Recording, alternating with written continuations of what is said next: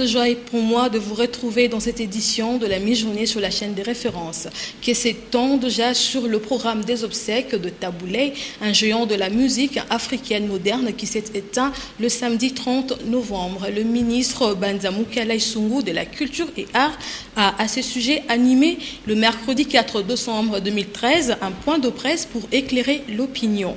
La dépouille mortelle arrive le samedi 7 décembre et le deuil aura lieu au Palais du Peuple. Magali Sissi, Safima Léo.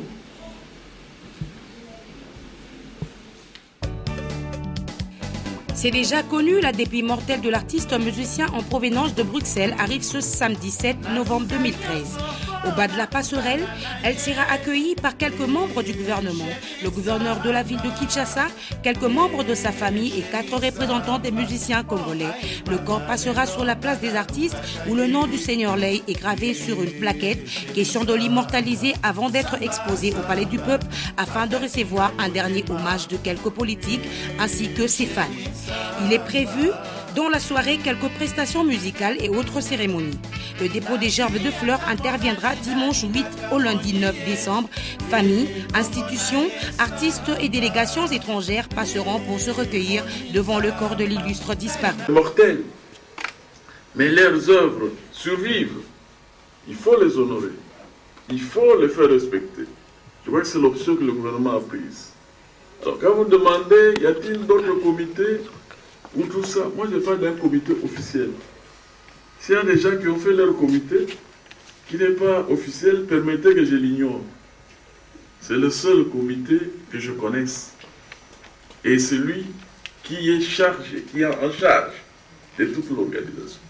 Si quelques amis font leur comité à eux, bon, moi je l'ignore, je ne peux pas en parler parce que j'ignore ça. L'artiste musicien Seigneur Lay fut aussi vice-gouverneur chargé des questions socio-culturelles. C'est à juste titre qu'on lui rend ses honneurs dus à son rang. Et puisque l'artiste ne meurt pas, ses œuvres auront marqué à jamais les annales de l'histoire de la musique congolaise.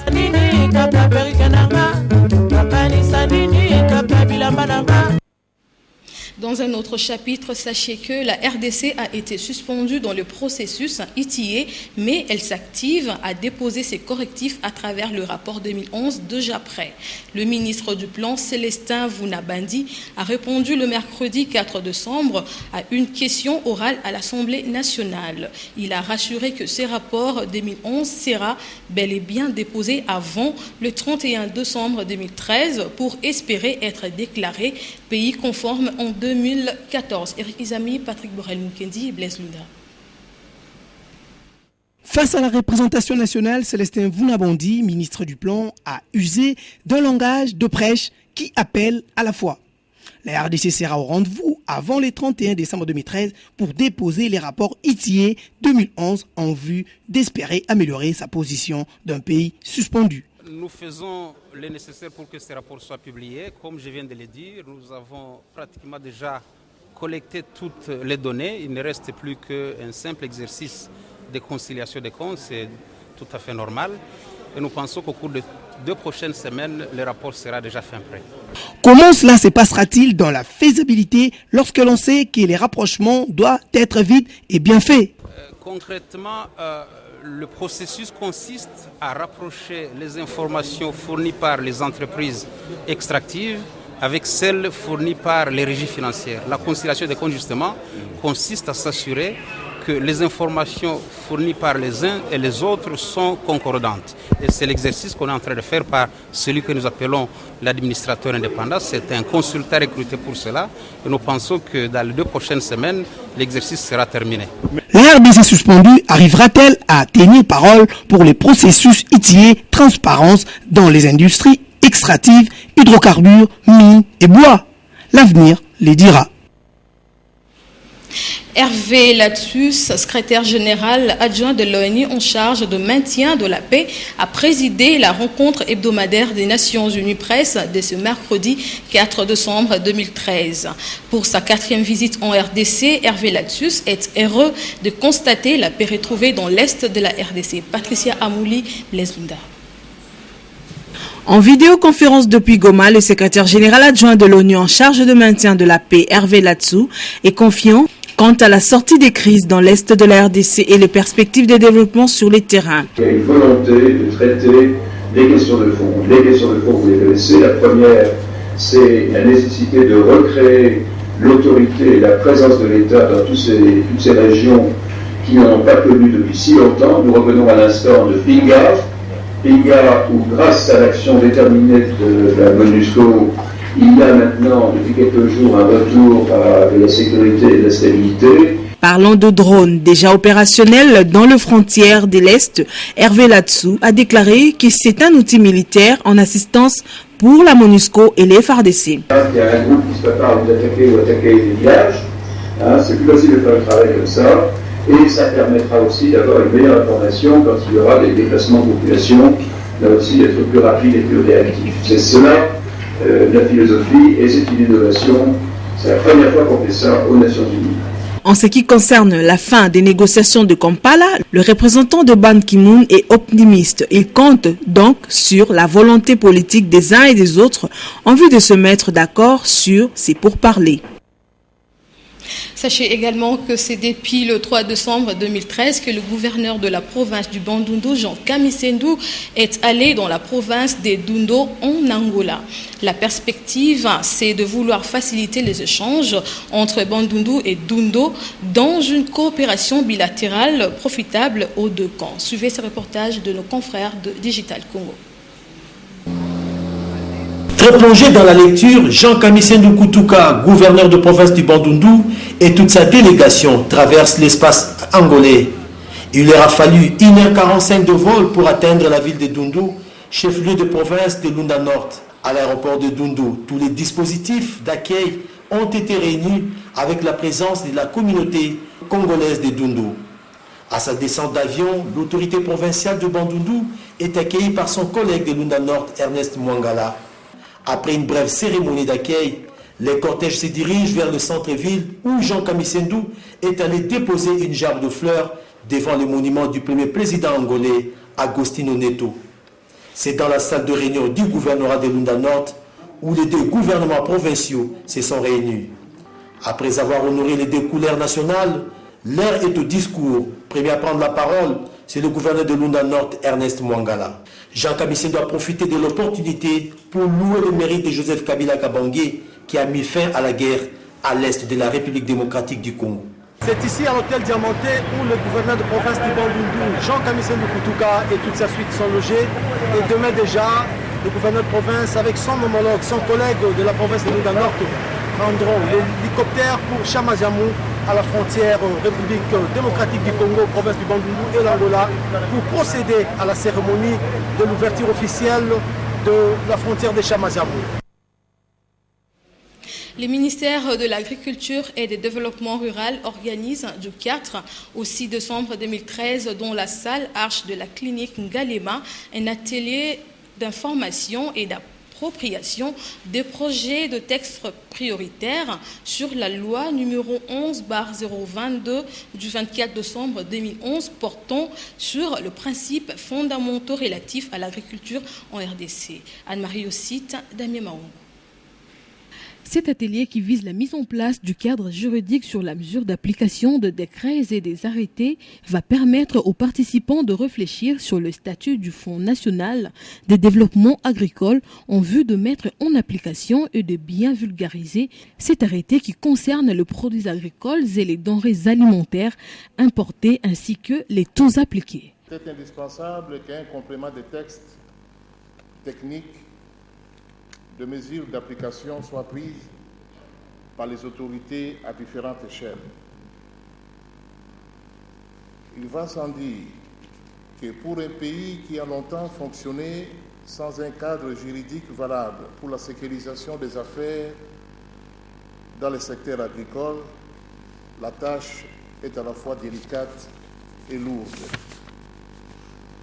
Délicate car il faut tenir compte de tous les aspects de la vie du secteur agricole, allant du petit producteur au grand fermier, qu'il soit seul ou en association. C'est de tenir compte d'autres opérateurs économiques qui interviennent en amont ou en aval de la production agricole proprement dite, mais aussi de tenir compte des consommateurs. Ces assises prendront fin le 6 décembre prochain. Digest France RDC a organisé une journée porte ouverte le samedi 30 novembre afin de faire découvrir ses produits et de constituer une communauté de consommateurs. D'où la nécessité d'une adhésion moyennant l'achat des différentes cartes selon les possibilités et le besoin. La cérémonie a eu lieu dans la commune délimitée. José Moussangana et Hugues Moussangelaï. Dis-moi ce que tu as sur le cœur. Pourquoi t'as toujours l'air ailleurs? Créer une communauté des consommateurs afin de faire accroître son pouvoir d'achat, c'est le but poursuivi par Digest France qui, à travers nombre de ses portes ouvertes, fait découvrir ses produits et services. Dans un premier temps, on est des commerçants, on est là pour vendre nos produits. Mais nous n'avons pas voulu faire traditionnellement comme tous les commerçants y font. Nous avons souhaité avoir une communauté. Alors, pour créer en fait, cette communauté, il faut une adhésion. Donc, si vous voulez acheter des produits chez nous, il faudrait acheter une carte d'adhésion. Donc, par rapport à cette carte d'adhésion, vous aurez en fait, le prix et aussi les modes de paiement. Par exemple, quand vous achetez un produit à $500, vous le payez en 10 fois sans intérêt. Donc là, vous devriez en principe acheter une carte de $100 qui est une carte VIP. Quand vous voulez un produit intermédiaire, par exemple un laptop ou un réchaud, vous achetez une carte à $50 et ensuite vous payez en 6 mensualités sans intérêt. Et nous avons aussi mis une carte privilège, c'est pour aider tout le monde qui souhaite avoir accès à des produits de qualité, mais des produits de première nécessité, notamment les produits alimentaires. Digest France a déjà prouvé ses prouesses en Europe et aux États-Unis. Aux Congolais de saisir cette occasion. À l'occasion de la journée internationale de personnes vivant avec handicap célébrée le 3 décembre, une cérémonie officielle a été organisée au centre Senapi dans la commune de Kassavubu. Les membres de la Fédération congolaise des personnes vivant avec handicap ont répondu nombreux à l'appel leur lancé par le président de cette structure, Martin Ekanda. Africa Mujinga, Pepito Matondo. 3 décembre 1992, 3 décembre 2013, cela fait exactement 21 ans, jour pour jour, que les personnes vivant avec handicap célèbrent la journée leur dédiée. Pour cette année, le thème retenu est « Brisons les barrières, ouvrons les portes ».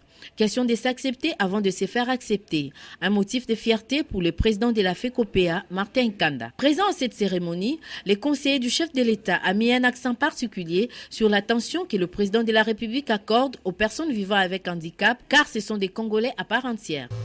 Le président de la République, dans son discours, lors de la clôture des concertations nationales, a dit que les personnes vivant avec handicap doivent être considérées et que doivent être acceptées dans toutes les institutions de la République comme citoyens congolais à part entière. Il faut rappeler tout de même que l'année 2013 a été rose pour la FECOPEA à travers l'adoption et la Convention des droits des personnes vivant avec handicap, ainsi que la nomination de son président en qualité de chevalier de l'Ordre national des léopards.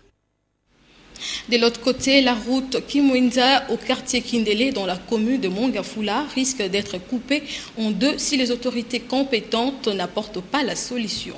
En effet, 2 têtes d'érosion avancent inexorablement vers cette route et les notables de ces coins se sont réunis pour envisager des pistes de solutions. Sylvie Fortuné Mboula, Anita Lukusa et Damien Mao. Au quartier Kindele, dans la commune de Mongafula, l'érosion qui avance à grande vitesse risque de diviser la route Kimwinza en deux. Selon les notables du quartier, la route Kimwinza devrait être réhabilitée à partir du rond-point Triangle jusqu'à Kimwinza Mission. Malheureusement, l'entreprise chinoise chargée de l'exécution de ces travaux ne l'ont fait qu'à moitié.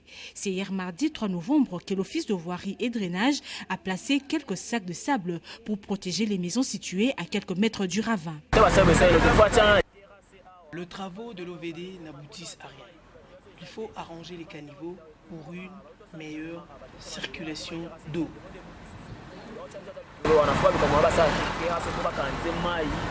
Le manque de caniveaux et de collecteurs d'eau en provenance au plateau de professeurs sont à la base de la poussée en vitesse de ces ravins. Les eaux qui viennent de l'université de Kinshasa nous créent toujours des problèmes. Les gouvernements doivent nous venir en aide. Nul n'ignore l'importance de cette route pour le désengorgement de ces coins de la capitale, selon elle. Donc, il sera difficile aux Quinoises et Quinois de se rendre aisément à l'Institut supérieur agrovétérinaire, au lycée de Kimwenza, à la chute de Lukaya, ainsi qu'à Lola Yabonomo. Et pour finir, en sport, fermons la marge dans le groupe B. Le gomatracien de l'association sportive Dauphin Noir recevra le tout-puissant Mazembe de Lubumbashi ce vendredi 6 décembre au stade du Volcan en match en retard de la 6e journée de la Lina Foot. Suivez ce reportage que nous propose Patrick Borel-Moukedi. Après avoir loupé la Coupe de la Confédération de football face aux Bianconeri tunisiens du cercle sportif sfaxien, le corbeau des tout-puissants Mazembe Anguebert ont tourné leurs yeux à la Ligue nationale de football Division 1. Avec 2 matchs en retard, les Badiangwena Baseka de la province cuprifère du Katanga seront reçus ce jeudi 5 novembre par le gomatracien de Dauphin Noir au stade des Volcans de Biréré. L'entraîneur Patrice Carteron sera privé de ses internationaux comme Bwana Ali Samanta, Thomas Ulimwengu, Kabaso Shongo, qui participent au tournoi des Nations Unies de la CECAFA Cup 2013 au Kenya. Une compétition qui regroupe le pays de l'Afrique de l'Est et du Centre. À l'issue de la 6e journée, les 2 formations de Lubumbashi, à savoir Mazembe et Lupopo, sont mano à mano avec 12 points, talonnés par les Boyomé de Nika, 9 points, suivi des Quinois de MK, 7 points, tandis que Makiso de Kisangani et Dauphin Noir de Goma sont lanternes rouges avec 2 points. C'est plutôt aujourd'hui, jeudi 5 décembre, que les 2 groupes sportifs vont s'affronter. Merci d'avoir suivi ce journal. Entre-temps, restez branchés au programme d'Antena. Au revoir.